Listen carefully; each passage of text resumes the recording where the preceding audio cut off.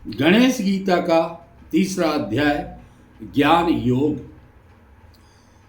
श्री गणेश जी बोले, पूर्व काल में सृष्टि उत्पन्न करने के समय 3 गुणों से युक्त 3 शरीर में रहने वाले उत्तम योग का निर्माण करके मैंने विष्णु से इसका वर्णन किया था। विष्णु ने यही योग सूर्य से कहा। सूर्य ने अपने पुत्र वैश्ववत मनु से कहा।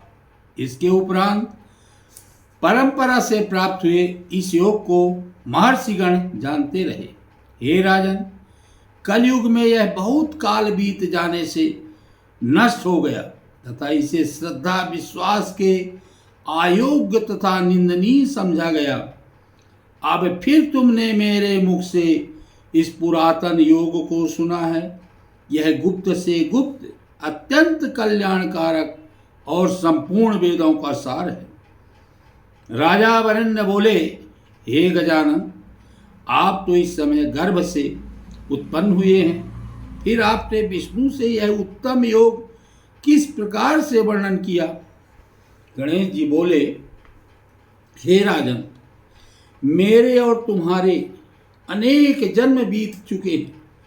मैं उन सबको जानता हूं, परंतु तुम नहीं जानते। हे महाबाहो, मुझसे ही विष्णु आदि देवता उत्पन्न हुए हैं और युग युग में प्रलय के समय मुझ में ही लय हो जाते हैं। मैं ही श्रेष्ठ ब्रह्मा हूँ, मैं ही महारुद्र हूँ, मैं ही स्थावर जंगम रूप संपूर्ण जगत हूँ। मैं अजन्मा अविनाशी तथा सभी जीवों का आत्मा अनादि ईश्वर हूँ और त्रिगुणात्मक माया में स्थित होकर मैं ही अनेक अवतार धारण करता हूँ।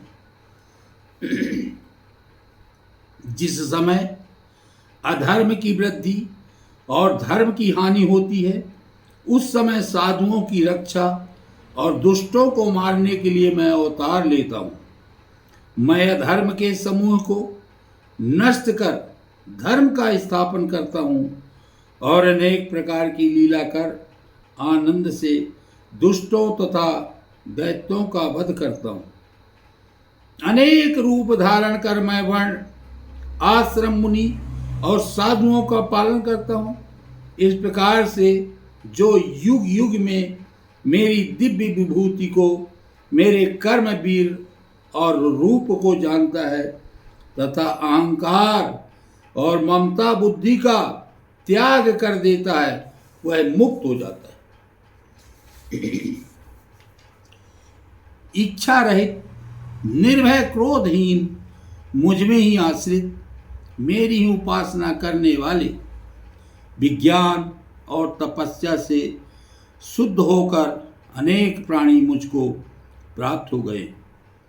श्रेष्ठ जन जिस जिस भाव से मेरा सेवन करते हैं, मैं भी नश्वर उनको वैसा फल निश्चय ही देता हूँ।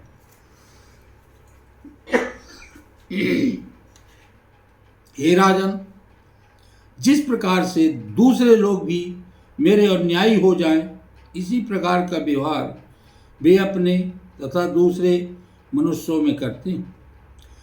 जो कर्मों के फल प्राप्त होने की इच्छा से देवोपासना करते हैं, उन कर्मों के अनुसार उनको शीघ्र सिद्धि प्राप्त होती है। हे पाप रहित, मृत्युलोक में मैंने चारों वर्णों को सत, रज, तम इन गुणों से और कर्मों के अंश से उत्पन्न किया। यद्यपि मैं इनका कर्ता हूँ, परंतु पंडित जन मुझे अकर्ता जानते हैं। वे मुझे अनादि ईश्वर, नित्य और कर्मों के गुणों से अलिप्त मानते हैं। जो मुझे इच्छा रहित जानता है, उसको कर्म बंधन नहीं होता। ऐसा जानकर पूर्व में मुमुक्षु जन कर्म करते थे।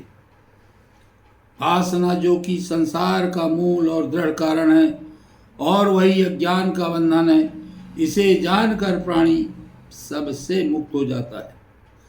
क्या कर्म और क्या अकर्म है, यह मैं अब तुमसे कहता हूँ। इसके जानने में बुद्धिमान ऋषिगण भी मोह को प्राप्त होकर मौन रह गए।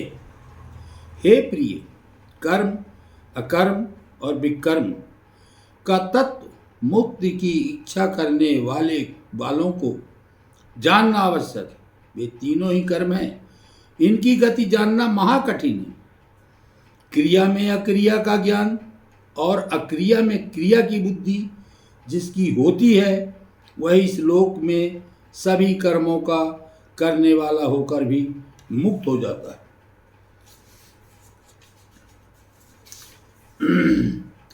जो कर्मों के अंकुर से रहित अर्थात संकल्प और कामना रहित कर्म करते हैं, तत्व के जानने से उस बुद्धिमान की सारी क्रियाएं दग्ध हो जाती हैं, ऐसा पंडित जन कहते हैं। जो फल की इच्छा को छोड़कर साधनहीन होकर भी सदा तृप्त रहते हैं, यदि वे कर्म करने में लगे हों तो वे भी कुछ नहीं करते हैं। जो इच्छा रहित आत्मजित एवं संपूर्ण परिग्रह का परित्याग किए हैं, ऐसे प्राणी यदि घर में रहकर कर्म भी करें तो उन्हें कुछ पातक नहीं लगता। जो द्वंद्व और ईर्षाहीन होकर सिद्धि असिद्धि में समान दृष्टि रखते हुए जो कुछ प्राप्ति हो उसी में संतुष्ट रहते हैं, ऐसे प्राणी कर्म करते हुए भी लिप्त नहीं होते।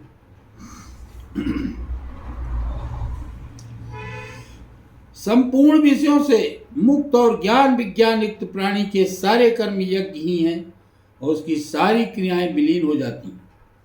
अग्निहोम का द्रव्य हवन करने वाले और जो आहुति मुझे अर्पण की जाती है, वह सब मैं ही हूँ। इसे ब्रह्मा स्वरूप से देखकर जो हवन करता है वह ब्रह्मा को ही प्राप्त होता है, क्योंकि वह ब्रह्म में ही लगा है। कोई योगी देव जन को यज्ञ कहते हैं, दूसरे ब्रह्मरूप अग्नि में यज्ञ करने को यज्ञ मानते हैं।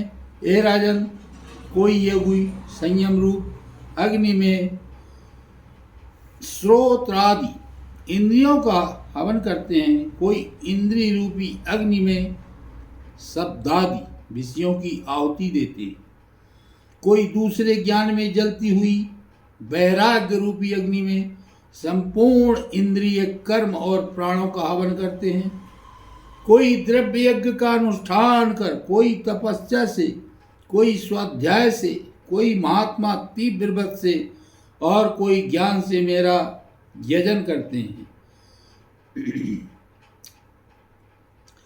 जो पूरक से प्राणवायु में अपान को और रेचक से प्राण का अपान में हवन करते हैं और कुंभ के अनुष्ठान से प्राणापान की गति को रोक लेते हैं, वे प्राणायाम में पारायण होते हैं। दूसरे नेताहार होकर पांचों प्राणों में पांचों प्राणों की आहुति देते हैं। इस प्रकार अनेक प्रकार के यज्ञों में निरत योगी यज्ञ द्वारा पापों का नाश करते हैं। अन्य दूसरे नित्य ही यज्ञ से बचे। अमृता पदार्थ का भोजन कर नित्य ब्रह्मा को प्राप्त होते हैं। यज्ञ न करने वालों को तो यह लोक भी नहीं मिलता, परलोक कहाँ मिलेगा।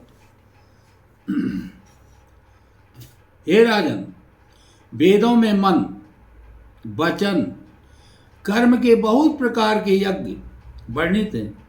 उन्हें पूर्णतया जानकर तुम सारे बंधनों से मुक्त हो जाओगे। हे राजन, सब यज्ञों में ज्ञान यज्ञ श्रेष्ठ है। मोक्ष साधक ज्ञान यज्ञ में सब कर्म क्षीण हो जाते हैं।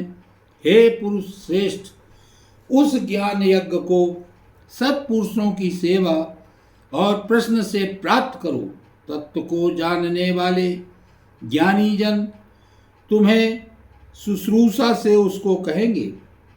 जो मनुष्य अनेक प्रकार की संगति करता है पर किसी साधु की संगति नहीं करता, वह संसार में बंधन को प्राप्त होता है। सत्संग से गुणों की प्राप्ति और आपदा का नाश होता है तथा लोक और परलोक में अपना कल्याण प्राप्त होता है। हे राजन, अन्न सब तो सुलभ है, परंतु सत्संग बड़ा दुर्लभ है। जिसके जानने से फिर संसार के बंधन में नहीं आना होता, उसे जानना आवश्यक है। सत्संग से ज्ञान मिलने पर यह सब प्राणियों को अपने में ही देखता है। इससे अति पापी प्राणी भी मुक्त हो जाता है। जिस प्रकार से प्रचंड जलती अग्नि सबको क्षण भर में भस्म कर देती है, इसी प्रकार ज्ञानाग्नि में पाप पुण्य दोनों प्रकार के कर्म सदा नष्ट हो जाते। हे राजन, ज्ञान के समान और कोई वस्तु पवित्र नहीं। योग सिद्ध महात्मा उस ज्ञान को यथा समय स्वयं ही प्राप्त करते।